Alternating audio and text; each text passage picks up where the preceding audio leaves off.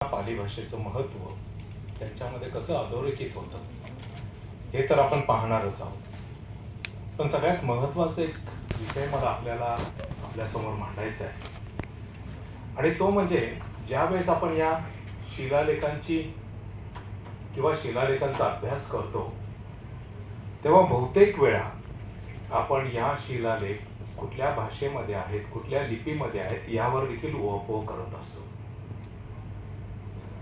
साधारणतपणे 2007 साली ज्यावेळेस मी या लिपींचा म्हणजे सम्राट अशोकांच्या शिलालेखांचा अभ्यास सुरू केला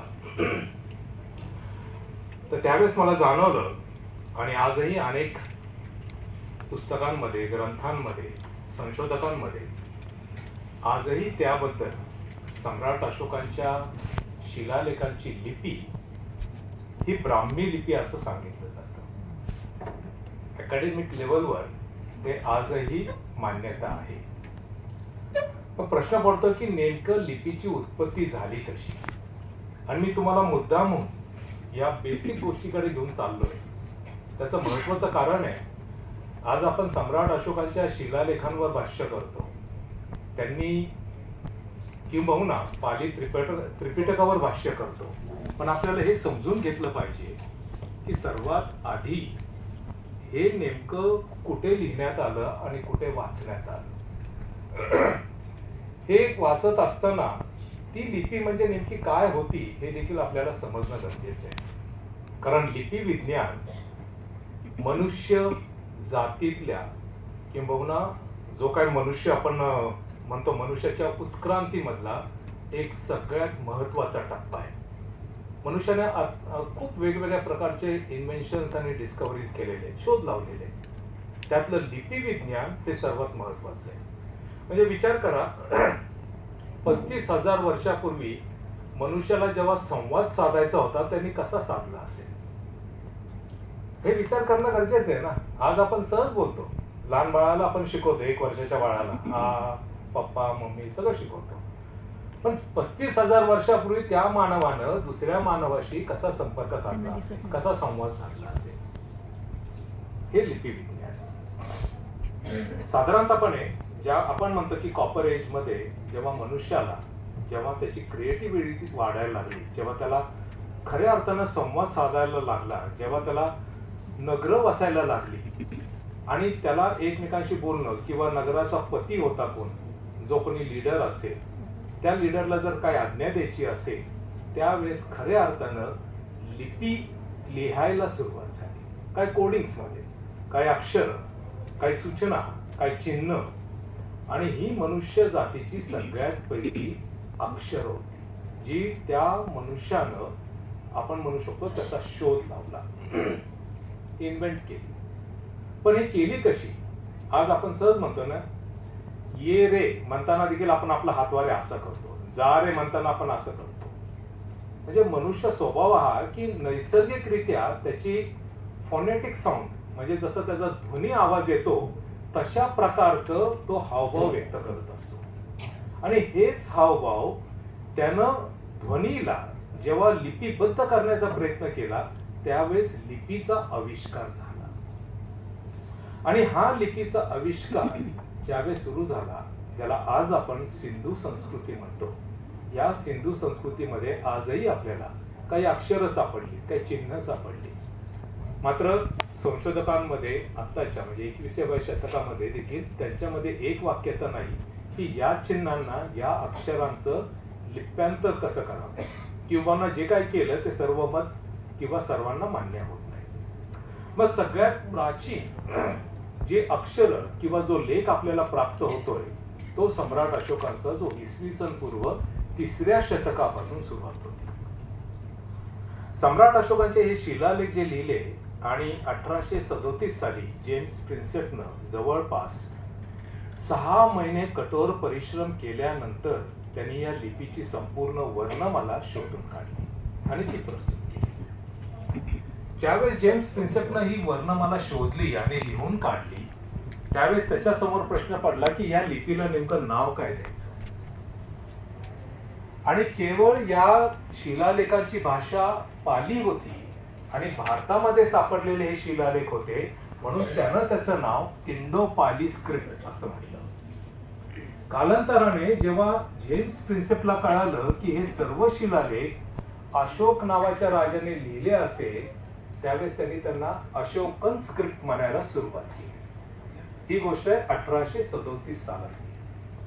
त्याच वेळेस जेम्स प्रिन्सेपला हे देखील भाकीत केलं होतं की भारतामध्ये अशोक नावाचा सम्राट होऊन गेला आणि त्यानं हे सर्व शिलालेख लिहिले. तोपर्यंत भारतालाच काय तर जगालाही माहित नव्हतं अशोक नावाचा कोणी सम्राट इथं अस्तित्वात आहे.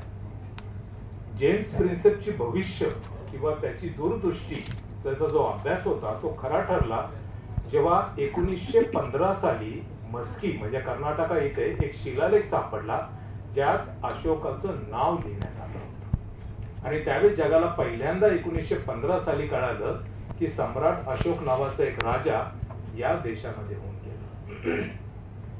साधारणतः त्याच काळामध्ये टेरेन डी ल्युकोपेरिया नावाचे एक लिपीतज्ञ इतिहासकार हे जेव्हा भारतामध्ये आले आणि त्यांनी या लिपींचा अभ्यास, या लिपींचं नामकरण करायचं ठरवलं, त्यावेळेस त्यांचे मित्र होते जॉर्ज ब्युलर. जॉर्ज ब्युलर आणि ल्युकोपेरिया हे जवळपास दर दिवसाआड एकत्र बसायचे, कारण जॉर्ज ब्युलर त्यावेळेस भारताचा शब्दकोश तयार करत होते, ल्युकोपेरिया त्यावेळेस लिपींचा अभ्यास करत होते आणि लिपीचं नाव काय द्यायचं किंवा एपिग्राफीवर करत होते. आणि ल्युकोपेरिया, ब्युलर आणि त्यावेळेसची इथली जी मंडळी होती, ज्याला आपण इतिहासकार म्हणू, लिपी तज्ञ म्हणू, संस्कृत भाषेचे तज्ञ म्हणू किंवा भाषा तज्ञ म्हणू, यांच्या सगळ्या विचारांची एक सरमिसळ झाली आणि त्यांनी या लिपीला नाव दिलं ब्राह्मी लिपी. ब्राह्मी लिपीचं नाव देताना टेरेन डी ल्युकोपेरियानं त्याला 3 कारणं दिली. पहिलं कारण दिलं की बौद्ध ग्रंथ ललित विस्तारामध्ये ज्या 64 लिपी आहेत त्याच्यामध्ये पहिलं नाव हे ब्राह्मी आहे, दुसरं खरोष्टी, तिसरं पैशाची, असे वेगळे वेगळे 64 लिपी आहेत. त्याचबरोबर जैन ग्रंथ सामवायांग सूत्र याच्यामध्ये ज्या लिपींची नावं दिली त्यात पहिलं नाव आहे बंबी आणि तिसरं म्हणजे चीनी जो शब्दकोश होता चीन भाषेमधला, त्याच्यामध्ये देखील त्यांनी नाव आढळलं होतं जे चीनी भाषेमध्ये होतं, पण भारतीय भाषामध्ये त्याचं जर भाषांतर केलं तर ते होतं ब्राह्मी. ल्युकोपेरियाने हे 3 प्रमाण या लिपीला नामकरणासाठी दिले. विशेष म्हणजे जॉर्ज ब्युलरने लगेच ऍक्सेप्ट केलं की हो, या लिपीचं नाव आहे ब्राह्मी लिपी. आता मजेशीर गोष्ट आहे, जॉर्ज ब्युलरनं जरी अनुमोदन दिलं आणि इथल्या त्यावेळेची जी व्यवस्था होती त्यांनी लगेच ऍक्सेप्ट केलं की ही ब्राह्मी आहे. जॉर्ज ब्युलरने जो भारताचा शब्दकोश लिहिला त्यामध्ये लिपीला कुठेही त्यांनी ब्राह्मी नाव लिहिलं नाही, ते आपण लक्षात घेतलं पाहिजे, कारण त्याची मान्यता तशी नव्हती, त्याची मनापासून तो मानत नव्हता, पण केवळ एक ज्याला आपण म्हणतो ना पियर प्रेशर सारखं त्यांनी ते लिहून काढलं. हे झालं आणि 1910 पासून या देशामध्ये आणि जगामध्ये भारताच्या सर्वात प्राचीन लिपीला ब्राह्मी लिहायला किंवा म्हणायला सुरुवात झाली. साधारणतः 2007 साली जेव्हा मी हा अभ्यास सुरू केला त्यावेळेस लक्षात आलं की हे जे नाव दिलंय त्याच्या रूटला जाऊ आपण, नेमकं काय नाव का मिळालं, आणि त्याचा अभ्यास करताना लक्षात आलं की हे ब्राह्मी नावासाठी एवढी कारणं देण्यात आली होती. सम्राट अशोकांच्या शिलालेखांचं जेव्हा अध्ययन केलं तेव्हा लक्षात आलं की त्यांच्या लिपी किंवा त्यांच्या शिलालेखाची बहुतेक वेळा सुरुवात होते ईयम धम्मलिपी देवानंद पियेन पियरय्या लेखापेती. काही ठिकाणी लेखापेती, काही ठिकाणी लेखपती असे नाव आले. मग त्याची इंग्रजी ट्रान्सलेशन जे झाले फार म्हणजे तुम्ही जेम्स फर्ग्युसन, हर्ट्स पासून सगळीकडे पुढे घ्या, या सगळ्यांनी असं लिहिलेलं आहे की दिस रिलिजियस एडिक्ट्स ऑफ अशोका ईयम धम्मलिपी. मग मराठीमध्ये भाषांतर पाहिलं मी त्याच्यामध्ये लिहिलंय अशोक के धर्मलेख आणि त्या नावाचं पुस्तकच काढलेलं आहे. आणि हे सगळं झाल्यानंतर मग धर्मलेख का याचं ओहपोह केल्यानंतर लक्षात आलं इथल्या व्यवस्थेनं काही इतिहासकारांना ईयम धम्मलिपीचं भाषांतर केलं ये धर्मलेख देवों का प्रिय राजा लिखता है, असं हिंदीमध्ये झालं. मी जेव्हा त्याच्या खोलात म्हणजे जरा शिरून पाहिलं तर लक्षात आलं की सम्राट अशोकांचे शिलालेख हे सगळे पाली प्राकृत मध्ये. इथल्या इतिहासकारानं आधी हे शिलालेख पाली प्राकृत मधले ते संस्कृत मध्ये भाषांतर केले. मग संस्कृत मध्ये काय झालं त्याचं भाषांतर? यम धर्मलेख देवानं प्रियेन, पियेनच्या ऐवजी प्रियेन झालं. प्रियदर्शी राया किंवा राजा लेखापेटी किंवा लेखती. आता प्रश्न असा झाला की पाली प्राकृत ही भाषा स्वतंत्र भाषा असताना तिची संस्कृत छबी करायची गरज काय होती आपल्याला, आणि मग त्या संस्कृत मधनं मराठी, इंग्रजी किंवा हिंदी भाषांतर करायची गरज काय होती. आणि मग जेव्हा ही संस्कृत छबी म्हणजे संस्कृत भाषांतर केलं तर त्या वाक्याला संस्कृत व्याकरणाचा आधार देऊन त्याचं भाषांतर केलं. मग धर्मलेख हा धर्मलेख झाला, त्याचं इंग्रजी झालं रिलिजियस एडिक्ट्स किंवा रिलिजियस वर्ड्स. आणि जेव्हा मी पाली भाषेचा अभ्यास सुरू केला, पाली भाषेचा व्याकरणाचा अभ्यास सुरू केला, तेव्हा लक्षात आलं पालीचं स्वतंत्र व्याकरण आहे, ज्याला आपण सर्वजण पालीचे विद्यार्थी आहात. तुम्हाला माहित असेल सदनीती आहे, कच्चायन आहे, मोगलान आहे. आणि मग कच्चायन व्याकरणामध्ये आपण आधीच ऐकतो ना, सगळ्यात पहिलं पद कुठलं आहे? कुणी अभ्यास केलाय कच्चायन व्याकरणाचा?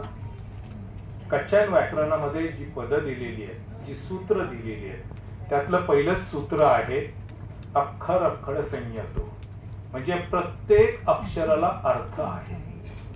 विशेष म्हणजे हे व्याकरण भगवान बुद्धांच्या हयातीतच तयार झालं होतं आणि त्यांनी त्याचं अनुमोदन दिलं होतं. हे आपण पाली त्रिपिटकावरनच वाचलं तर आपल्या लक्षात येईल. तर हे जेव्हा मी अभ्यास केला तर मग लक्षात आलं की मग पाली भाषा किंवा पाली शिलालेख जे सम्राट अशोकाने लिहिले त्याचं भाषांतर पाली व्याकरण वापरून का होऊ शकत नाही. आणि मग इथल्या जे काही इतिहासकार होते पूर्वीचे, त्यांनी इयम धम्मलिपीचा अर्थ करून टाकला हे धर्मलेख. आणि त्याच्या पुढे जाऊन ते म्हणायला लागले, मग मी जेव्हा त्यांना प्रश्न विचारला धम्मलिपीचं भाषांतर धर्मलेख कसं होऊ शकतो, तर त्यांचं म्हणणं पडलं की लिपी आणि लेख हे सिनॉनिमस आहे, आलटून पलटून वापरू शकतो. आता जर हे वापरू शकतो आपण, जर ते पर्यायी शब्द असतील एकमेकांना, मग प्रश्न पडतो सम्राट अशोकाला ते काय माहित नव्हतं का? मग त्यांनी इयम धम्मलिपी देवानंद प्रियेन पिये राया लिखापेतीच्या ऐवजी इयम धम्मलेख लिहिले नसते का? जर लिपी आणली तर दोन वेगळे शब्द लिहायची गरज काय होती? आणि मग त्यासाठी मी पाणिनी व्याकरणाचा अभ्यास केला, त्याचबरोबर पालीचं व्याकरणाचा अभ्यास केला आणि लक्षात आलं लिपी आणि लेख हे दोन्ही वेगवेगळे शब्द आहेत. लिपी शब्द हा लिप धातूपासून तयार झालेला आहे, ज्याला रूट वर्ब म्हणतो आपण, आणि लेख हा शब्द लिख धातूपासून तयार झालेला आहे. म्हणजे लिपींपासून लेख तयार होऊ शकतो, लेखापासून लिपी तयार होऊ शकत नाही. म्हणजे दोन्ही लिपी आणि लेख हा शब्द एकमेकांना कॉम्प्लिमेंटरी आहे, एकमेकांचा सिनॉनिमस नाहीये, पर्यायी शब्द नाहीये. म्हणजेच याचा अर्थ दोन्ही हे वेगळे शब्द आहेत, त्यांचा अर्थ देखील वेगळे. त्यामुळे इयम धम्मलिपीचा अर्थ होतो या धम्मलिपीमध्ये. मग या धम्मलिपीमध्ये लिहायचं अशोकाला काय गरज होती बरं?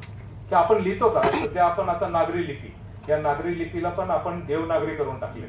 त्याचा मूळ शब्द आहे नागरी लिपी, हा देव नंतर जोडण्यात आलेला आहे. ओके, तर ह्या नागरी लिपी आपण लिहितो का? लेख लिहिताना मी या नागरी लिपीत लिहित आहे नाही लिहित, कारण लोकांना माहिती ही नागरी लिपी आहे. तसंच सम्राट अशोकांच्या काळामध्ये देखील लोकांना माहित होतं ही धम्मलिपी आहे. मग सम्राट अशोकाला ही धम्मलिपी लिहायची गरज काय पडली? आणि मग आपल्याला लक्षात येतं सम्राट अशोकाचं दूरदर्शीपणा. टोपराच्या शिलालेखामध्ये सम्राट अशोक स्पष्ट लिहितात, माझे सर्व शिलालेख जिथं जिथं शिला असतील, जिथं जिथं तुम्हाला दगड दिसेल तिथं तिथं कोरण्यात यावा, जेणेकरून जोपर्यंत सूर्य असेल, जोपर्यंत चंद्र असेल, माझे पुत्र, माझे पौत्र, माझे प्रपौत्र हे धम्माचं राज्य चालवतील. विचार करा, म्हणजे त्याचा हा जो दूरदर्शीपणा आहे, आणि हे सम्राटाला माहित होतं. कारण जसं आज आपण भारताची स्थिती पाहतोय, भारताच्या प्रत्येक वेगवेगळ्या भागांमध्ये वेगवेगळी भाषा आणि लिपी आहे. सम्राट अशोकाच्या काळात देखील हे असंच होतं. मात्र सर्व लिपींमधनं हीच एक लिपी सम्राट अशोकांना माहित होती की जी सर्व लोकांना माहित होती. जनांची ही लिपी होती. जसं पाली ही जनभाषा होती, तसंच लिपी ही धम्मलिपी ही जनलिपी होती. त्यामुळे सगळीकडे जर तुम्ही भारतामध्ये सगळे शिलालेख पाहिले तर याच लिपीमध्ये आणि याच भाषेमध्ये लिहिलेले आहे. कारण ही सर्वमान्य लिपी होती, सर्वमान्य भाषा होती. मात्र येणाऱ्या काळामध्ये लोकांना कळावं ही कुठल्या लिपीमध्ये मी लिहिलंय, म्हणून सम्राटानं लिहिलं इयम धम्मलिपी देवानंग पियेन. या धम्मलिपीमध्ये मी लिहितोय. आणि असे रेफरन्स आपल्याकडं सम्राट अशोकांच्या शिलालेखामध्ये 40 वेळा हा शब्द आहे. तुम्ही कुठलेही शिलालेख काढा त्यांचे. आणि आज मला वाटतं गेल्या 6 महिन्यापूर्वी देखील सम्राट अशोकांचा एक शिलालेख आपल्याला दक्षिणेमध्ये सापडला होता. तिथं देखील इयम धम्मलिपीस असं लिहिलेलं आहे. मग हे जेव्हा प्रश्न उपस्थित झाले आणि जेव्हा मी त्याची मांडणी 2014 साली एक रिसर्च पेपर द्वारा केली, त्यावेळेस मग जरा सगळी गडबड सुरू झाली. आणि मी हा इतिहास तुम्हाला मुद्दाम सांगतोय कारण जे लोक आजही याला ब्राह्मी म्हणतात, आम्ही समजून घेतलं पाहिजे. आम्हाला शब्दांचा वाद नाहीये. मला ब्राह्मी शब्दाबद्दल बिलकुल माझ्या मनामध्ये कुठल्याही प्रकारची द्वेष भावना नाहीये. मात्र इतिहास हे सत्य मानतं, इतिहास हे प्रमाण मानतं. आपल्या पूर्वजांनी जर समजा काही चुकी केल्या असतील, बरं मी म्हणत नाही की त्यांनी मनापासून चुकी केलेली आहे, अनअवधानाने झाली, कारण त्यावेळेस आपल्याकडे तेवढे रिसोर्सेस नव्हते. आज आपल्याकडे तेवढे रिसोर्सेस आहेत. तर जर आपली चूक जी काय पूर्वजांनी केली असेल तर ती सुधारण्याचा जर वाव असेल तर आपण ती नक्कीच सुधारायला पाहिजे. तर मी जेव्हा हे पेपर प्रेझेंट केलं तर मला पुण्यातनं विशेषतः प्रचंड विरोध झाला. मग ते अनेक कॉलेजेस होते, अनेक विद्यापीठ होती, मुंबईतनं झाला, सगळीकडनं झाला. आणि मग तो प्रचंड प्रमाण इतकं वाढलं की त्यावेळेसचे मुख्यमंत्री होते माननीय उद्धवसाहेब ठाकरे. त्यांच्याकडं एक शिष्टमंडळ गेलं आणि त्यांनी म्हणाले, लोणावळे सर आहेतच इथं सगळं साक्षी, डॉक्टर नीरज मोदी आहेत साक्षीदार या सगळ्या गोष्टीला, आणि की बाबा हे जे आहे हे धम्मलिपी चुकीचा शब्द आहे, आमच्या धार्मिक भावना दुखवल्या जातात. बरं धार्मिक भावना का दुखवल्या जातात? मी म्हणलं इथं धर्माचा शब्दच नाहीये कुठे. धम्मलिपी म्हणजे धम्म म्हणजे धर्म नाही होऊ शकत. धम्माची व्याख्या पाली त्रिपिटकामध्ये भगवान बुद्धांनी खूप वेगवेगळ्या तऱ्हेने केलेली आहे. ती धर्म म्हणून कुठेच केलेली नाहीये. मग धम्म आणि धर्म तुम्ही करूच शकत नाही, कारण धम्माचं भाषांतर धर्म होऊ शकत नाही काही झालं तरी. कारण धर्माची व्याख्या वेगळी आहे, धम्माची व्याख्या वेगळी आहे. आणि त्यांनी हे सांगितल्यानंतर मी त्यांच्यासमोर प्रश्न टाकला की कसे काय तुमची धर्म म्हणजे तुमचा धर्म कसं काय होतोय, तुम्हाला कशी काय ठेच पोचते. आणि त्यांनी सांगितलं ही आमची श्रद्धा आहे की ब्रह्मदेवानं सृष्टी निर्माण केली आणि ही त्यांनीच लिपी निर्माण केली, म्हणून त्याला ब्राह्मी म्हणण्यात येतं. मग मी म्हटलं की मग पुरातत्व शास्त्रामध्ये एक पहिला नियम शिकवला जातो, बाप दाखवा नाही तर श्राद्ध करा. तर मी त्यांना म्हटलं चला पुरावे दाखवा नाहीतर श्राद्ध घालू आपण. एक तर ब्राह्मीचं तरी घालू नाही तर धम्मलिपीचं तरी घालू, दोन्ही पिके एक, आणि मी दोन्हीला तयार आहे. आणि मग पुरावे सादर करण्यासाठी ठाकरे साहेबांनी त्यावेळेस अखिल भारतामधनं एक कमिटी बसवली. त्यामध्ये संस्कृतचे प्राध्यापक होते, विद्वान होते, पालीचे होते, लिपी तज्ञ होते, प्राकृतचेही तज्ञ होते, इतिहासकार होते, पुरातत्व शास्त्रज्ञ होते. डेडलाईन होती 1 महिन्याची. मात्र त्याची चर्चा एवढी चालली आहे सगळ्यांची की ते 3 महिने चालले. आणि 3 महिन्यानंतर त्याचा जो निकाल आला तो निकाल असा होता, कारण मी काय केलं होतं त्याच्या दरम्यान, मी म्हटलं होतं की व्याकरणिक अर्थ, कारण कुठलीही भाषा म्हटली की त्याचं व्याकरण आधी बघायला पाहिजे. लिपी आणि लेख यांच्या दोघांचे धातू तर आधीच सांगितले होते, पण सगळ्यात महत्वाचं होतं संस्कृत भाषेमध्ये 2 ग्रंथ खूप महत्वाचे. एक अमरसिंहांनी लिहिलेला अमरकोश, तो आजही लोक डोक्यावर घेऊन नाचतात आणि खरंच चांगला कोश आहे, तुम्ही वाचा तो, कारण संस्कृत भाषा काय वाईट नाही, चांगलीच आहे. तर ह्या अमरकोशांनी ज्यांचा काळ साधारणतः सांगितलं जातो 7वं 8वं शतक, काही जण ते 4थं शतक मानतात, त्यांनी संस्कृत भाषेतले सगळे शब्द लिहिलेले तो शब्दकोश जेव्हा मी चाळला, कारण संस्कृतवाले जेव्हा तुम्हाला क्रॉस करतात ना, एक लक्षात घ्यायचं, ते बघत असतात की अमरसिंहांनी अमरकोशामध्ये हा शब्दाचा अर्थ काय टाकलाय. तो जर असेल तर ते खूप ताकदीनं मांडतात. मग मी देखील ओळखले की ही त्यांची लिमिटेशन आहे, ते अमरकोशाच्या पुढे काय जाणार नाही. मग मी अमरकोश काढला वाचायला, आणि अमरकोशामध्ये ब्राह्मी शब्द म्हटलं काय अर्थ दिले बघूया. ब्राह्मी शब्दाला 3 अर्थ दिले. पहिला अर्थ आहे एका वनस्पतीचं नाव, दुसरा अर्थ एका देवीचं नाव, तिसरा अर्थ एका भांड्याचं नाव, म्हणजे अलॉय, 2 धातूंचं मिश्रणानं भांड. म्हणजे लिपीला कुठंच नाव नाही ब्राह्मी म्हणून. म्हणजे हा आपल्याकडं एक एक्का सापडला हातामध्ये. दुसरं होतं पाणिनी व्याकरण. पाणिनी व्याकरणामध्ये ज्या लिपीची आणि लेखाची व्याख्या केली ती अतिशय वेगळी केलेली. पाणिनी तेच म्हणतो की लिपींच्या समूहाचा लेख तयार होतो. म्हणजे लेखाची व्याख्या करताना पाणिनी असं म्हणतो की लिपी किंवा अक्षर जी आहेत ही जोडल्यानंतर एका विशिष्ट प्रकारची त्यांची संरचना झाल्यानंतर एक विधायक अर्थाचं वाक्य तयार होतं किंवा शब्द तयार होतो. म्हणजे एक कळालं आपल्याला लिपीपासून लेख होतो. त्यांनी लेखाची व्याख्या नाही केली, लेख फक्त म्हणाला अनेक लिपींचं एकत्र संख्या.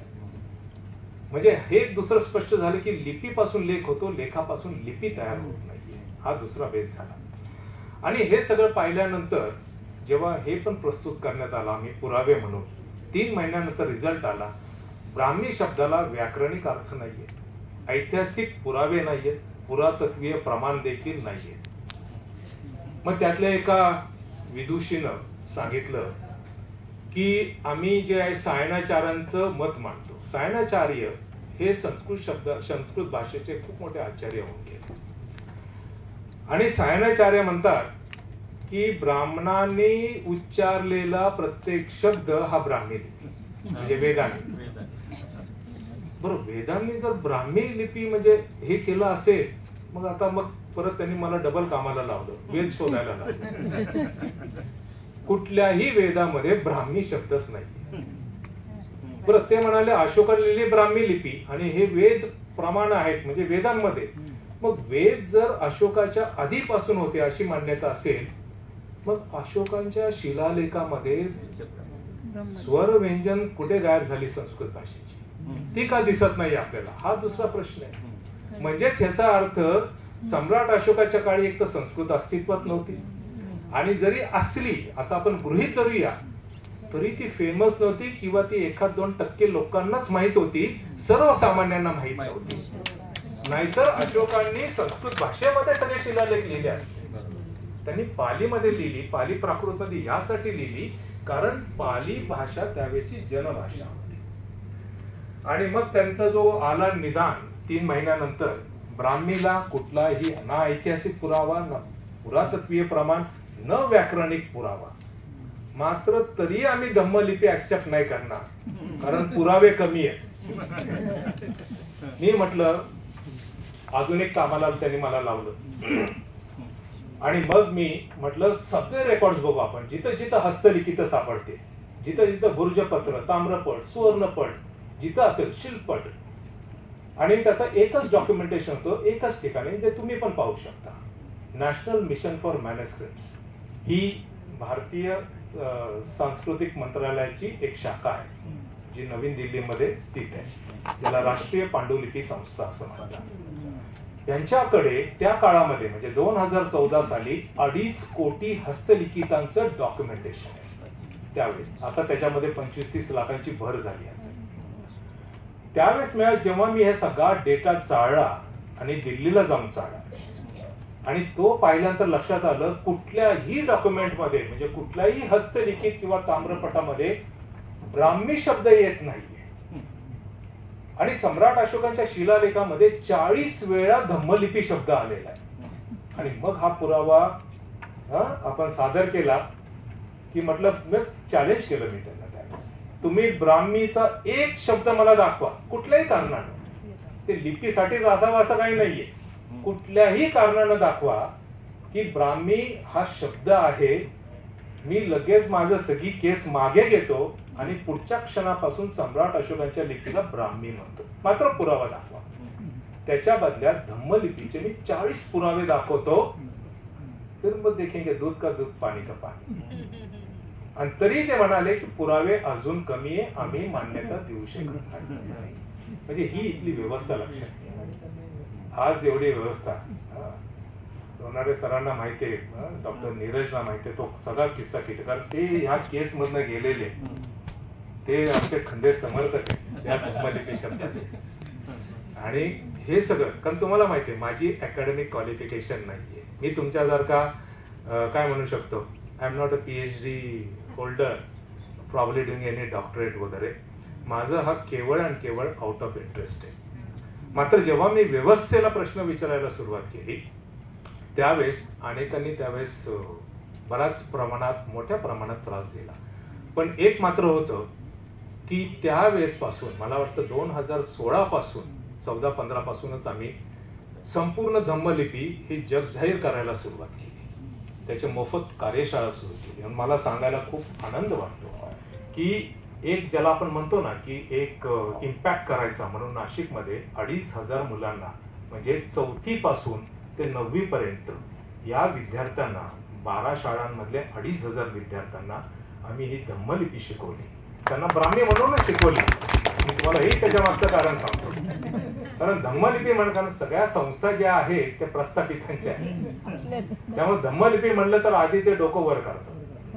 म्हणून त्यांना म्हटलं ब्राह्मी लिपीच करायची आपल्याला. आणि हे शिकवल्यानंतर त्यात माझ्या मुलीनं 91 अंध मुलींना शिकवलं. आणि तुम्हाला मी सांगतो आम्ही जी प्रोसेस एक तयार केली लिपी शिकण्याची, मग ती केवळ धम्मलिपीच नव्हे तर धम्मलिपी असो, खरोष्टी असो, आम्ही स्वतः धम्मलिपी, खरोष्टी, शारदा लिपी, सिद्धमात्रिका, मोडी, पैशाची, शंखलिपी या सगळ्या लिपी आम्ही शिकवतो. तर ह्या लिपी जेव्हा आम्ही पाहतो तर आम्ही एक सिस्टम डिझाईन केलेली आहे.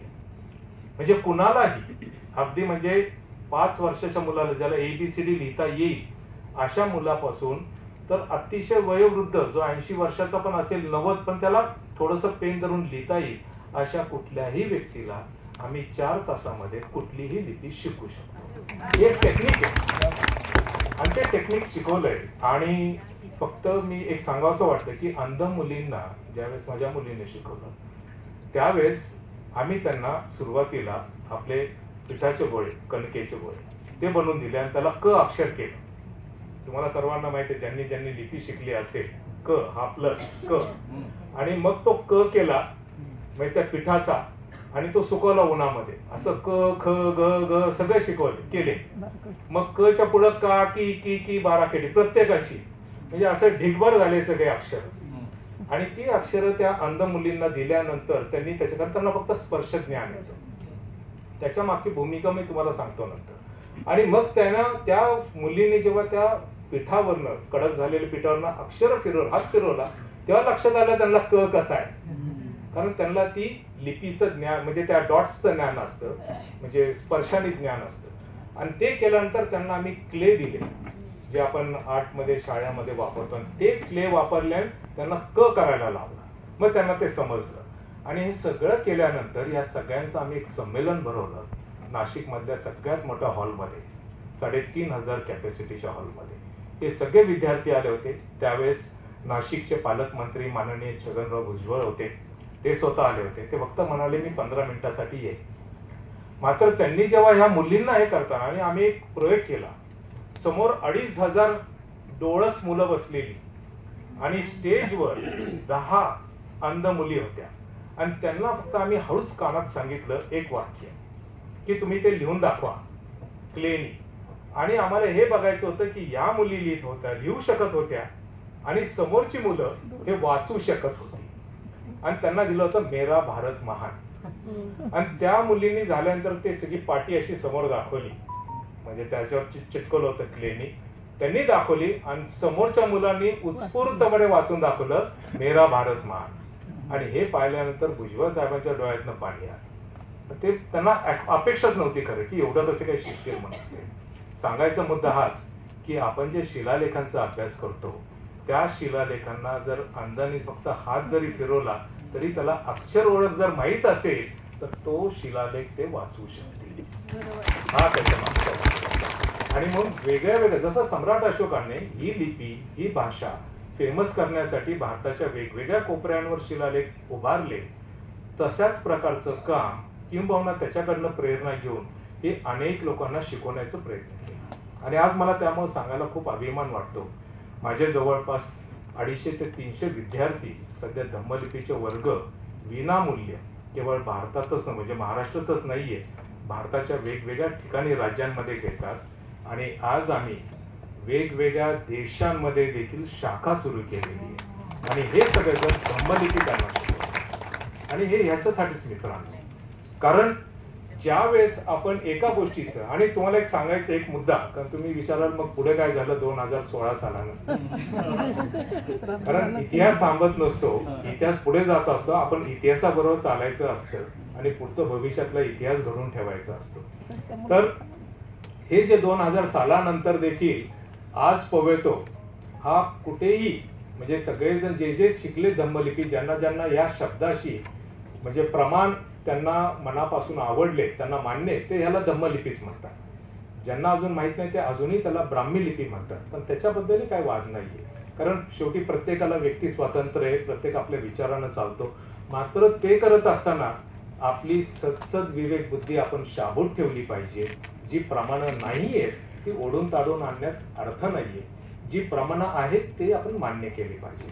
तर मी त्यावेळेस त्या कमिटी, म्हणजे ही कमिटी जी धम्मलिपी साठी फाईट करणारी कमिटी होती आणि त्यांना विरोध करणारी जी ब्राह्मी लिपीची कमिटी होती, मी त्यांना शेवटी एक प्रेमाचा निरोप पाठवला. मी त्यांना म्हटलं, आज कदाचित तुम्हाला ब्राह्मीचे रेफरन्स मिळत नाही नसतील, कदाचित पुढच्या 5-10 वर्षामध्ये जर मिळाले आणि मी जिवंत असेल आणि जर तुम्ही ते पुरावे सादर केले तर त्या दिवसापासून मी ब्राह्मी म्हणायला सुरुवात करील. हे वाटलंच तर मी तुम्हाला लेखी आश्वासन द्यायला तयार आहे. 2016 पासून आता 2025 झाले, पुढच्या वर्षी 10 वर्ष कंप्लीट होतील. अजूनपर्यंत रेफरन्सेस दिले नाहीये आणि मला खात्री देऊ शकणार नाही. कारण जेवढे ग्रंथ आहेत, जेवढं व्याकरण आहे जे आपल्याला आतापर्यंत माहिती आहे, किंवा जेवढे शिलालेख आहेत, याच्यामध्ये कुठेही ब्राह्मी शब्द नाहीये. आपल्याला दिसेल किंवा जे आतापर्यंत माझ्या अभ्यासानुसार आहे 40 वेळा आपल्याला धम्मलिपी शब्द दिसलेला आहे. म्हणून ज्या सम्राटानं भारताला लिखित केलं, कारण सम्राटाच्या पूर्वी कुठेही लिखाणाचा आपल्याला पत्ता नाहीये, कुठेही लेख नाही. ज्या सम्राटानं ही लिपी दिली, ज्या सम्राटानं पाली भाषा जी आपल्याला समोर दिसते आता वाचल्यानंतर ही दिली आहे, त्या सम्राटाच्या प्रती आपण त्याच्या कार्याचं अनुमोदन देखील केलं पाहिजे. आणि त्याचबरोबर त्याला आदर व्यक्त करण्यासाठी त्यानं या लिपीला जे नाव दिलंय धम्मलिपी, हे धम्मलिपीच नावाचा वापर आपण केला पाहिजे असं मला वाटतं.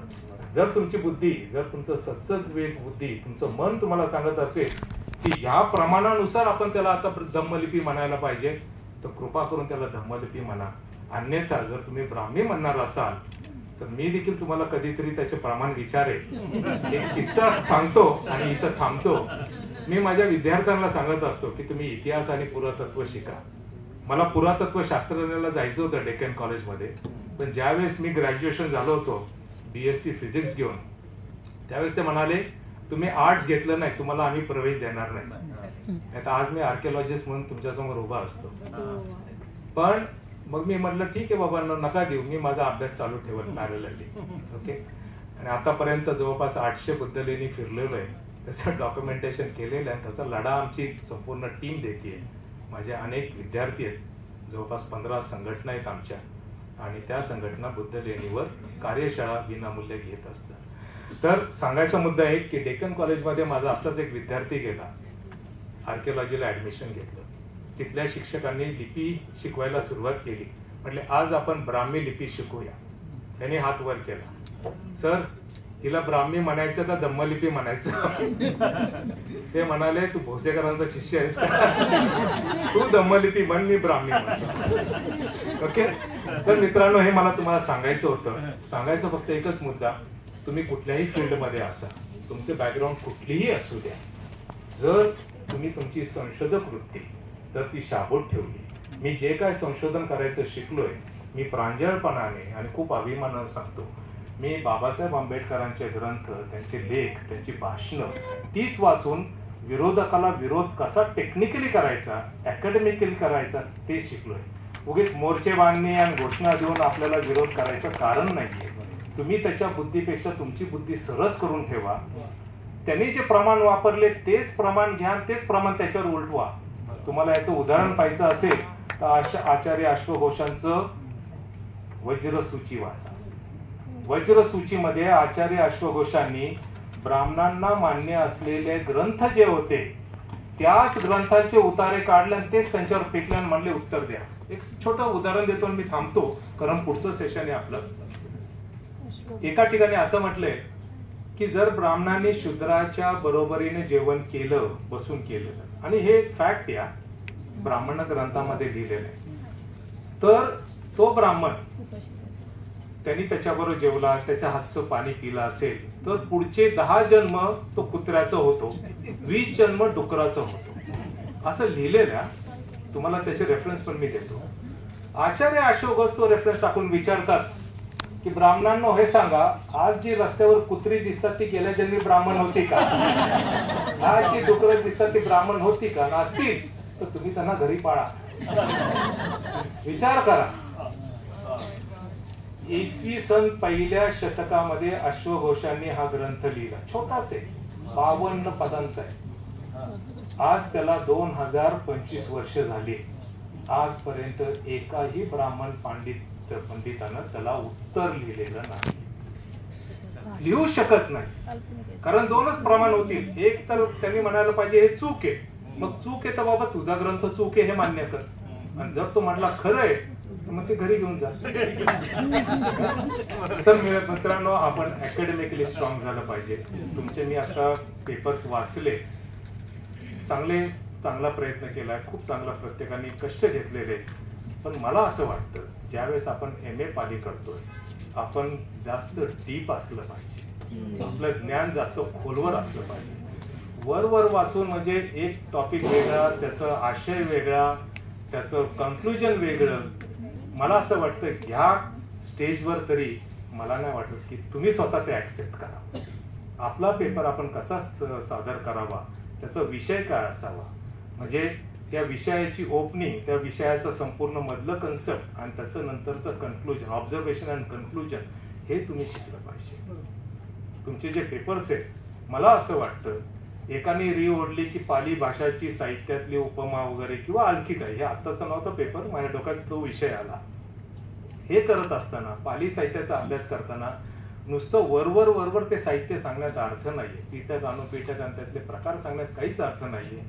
त्यातला नेमका आशय आपल्याला काय सांगतोय याच्यावर आम्ही अभ्यास केला पाहिजे. त्याच्या मागची भूमिका काय होती, बुद्धांच्या सुत्तपिटक किंवा विनयपिटक किंवा अभिधम्माच्या वेगवेगळ्या सुत्तांची, वेगवेगळ्या कन्सेप्टच्या मागची भूमिका काय होती, हे जोपर्यंत आम्ही समजून घेत नाहीये तोपर्यंत आमचा अभ्यास हा केवळ आणि केवळ पोकळ असेल, हे लक्षात घ्या. म्हणजे नावाला आपण MA होऊ, म्हणजे तुम्हाला सांगतो मी MA जे मी केलं पाली भाषेमध्ये आणि जे काही सुवर्ण पदक बायफ्लिप मिळालं मला असं वाटतं, कारण मी काही जास्त अभ्यास केला नव्हता. पण ते केल्यानंतर जेव्हा मी ग्रंथ वाचायला घेतले तेव्हा माझ्या लक्षात आलं की आपण काय फुकटची डिग्री घेतली की काय. म्हणजे मला अभ्यास न करता कशी काय डिग्री मिळाली. कारण ज्यावेळेस तुम्ही सुत्ताचा अभ्यास करता, मग त्या सुत्ताचं नेमकं बुद्धांना सांगायचं काय होतं, त्या शब्दांचा अर्थ आम्ही जर फक्त ट्रान्सलेशन वाचत बसलो तर आम्हाला कळणारच नाही. आम्हाला त्याचा व्याकरणिक, त्या शब्दाची उत्पत्ती व्याकरणिकरित्या कशी झाली, का झाली, हे करायला पाहिजे. म्हणजे जेव्हा आम्ही म्हणतो उदाहरण काय ते पहिलं शील, पाणाती पाता वेरमणी, पाणाती पाता वेरमणी हे काय आलं पाहिजे. सिक्का पदम, सिक्काच्या वेळी सिक्खम पदम का नाही आलं, ह्याचा व्याकरणिक अर्थ का नाही शोधत आम्ही सरळ बोध. आमचे प्राध्यापक जे आम्हाला भाषांतर देतात, म्हणजे माझ्या प्राध्यापकांनी मला तेच केलं होतं, त्यांनी मला भाषांतरचे नोट्स देऊन टाकले होते. विशेष म्हणजे त्यांनी मला ईमेलनी पाठवायचे, माझ्यावर जास्त प्रेम असल्यामुळे. पण मला लक्षात आलं की मला त्या शब्दांचा अर्थच मुळापासून कळलेला नाही. म्हणून मित्रांनो, ज्या वेळेस तुम्ही पेपर प्रेझेंटेशन कराल, ज्या वेळेस तुम्ही अभ्यास कराल, जरा खोलवर जाऊन अभ्यास करा. व्याकरण शिकण्यासाठी थोडेसे कष्ट घ्या. व्याकरण शिकणं क्लिष्ट आहे हे मी तुम्हाला सांगतो, पण शेवटी जोपर्यंत व्याकरणाचा अभ्यास होणार नाहीये तोपर्यंत बुद्ध वचन आम्हाला समजणार नाही. बुद्धं शरणं गच्छामीचा आम्ही सरळ अर्थ करतो, मी बुद्धाला शरण जातो. ते चुकीचं आहे. 70 वर्षामध्ये शरणं शब्दाचा शरण शब्द अर्थ भाषांतर केलेलं हे अतिशय चुकीचं आहे. जर तुम्ही शरणं शब्दाला पाली व्याकरणाची व्याख्या करायला सुरुवात कराल, मग लक्षात येईल शरणं शब्दाचा अर्थ शरणम होऊ शकत नाहीये. ते चुकीचं आहे. इथल्या व्यवस्थेनं शरण शब्दाला शरण करून टाकलेलं आहे आणि आपल्याला शरण करायला लावलेलं आहे. हे चुकीचं आहे. जिथं बुद्ध स्वतः म्हणतात की मी तुमचा मोक्षदाता नाहीये, मार्गदाता आहे, तिथं बुद्ध आपल्याकडनं अपेक्षा करतील का तुम्ही मला शरण जा? दिस इज कॉमन सेन्स. हे आम्हाला समजलं पाहिजे. असो, वेळ झालेला आहे बराच. मला वाटतं 10 मिनिटं मी पुढे बोललेलो आहे. नेक्स्ट सेशनच्या चेअरमॅनची मी क्षमा मागतो आणि थांबतो इथं. धन्यवाद.